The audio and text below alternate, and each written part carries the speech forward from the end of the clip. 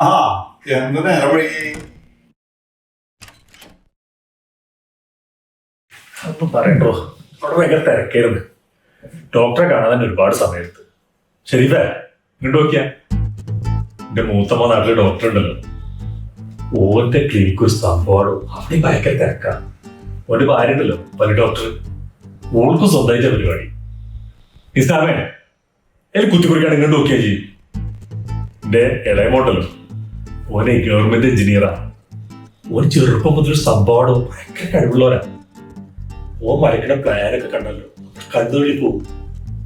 ശരിഫേ ഇങ്ങോട്ട് നോക്കിയാ എന്റെ മോളുണ്ടല്ലോ അടിക്കഷ്ണം, ഓൾക്ക് ജോലിയൊന്നുമില്ല. ഓളെ മാപ്പിളുണ്ടല്ലോ, ഓൾക്ക് 2 ഹോട്ടൽ ഇവിടെ കൊച്ചിയില്, 3ാമത്തെ ഇപ്പോ മദ്രാസ് തുറക്കാനും പോവുക.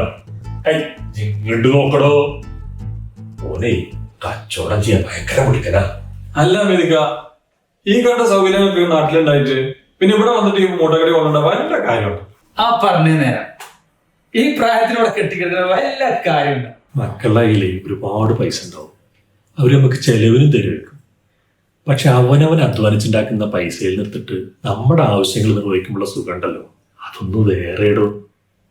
അങ്ങനെ നോക്കുമ്പോഴേ ഞാൻ അവരെക്കാളും മേലെ.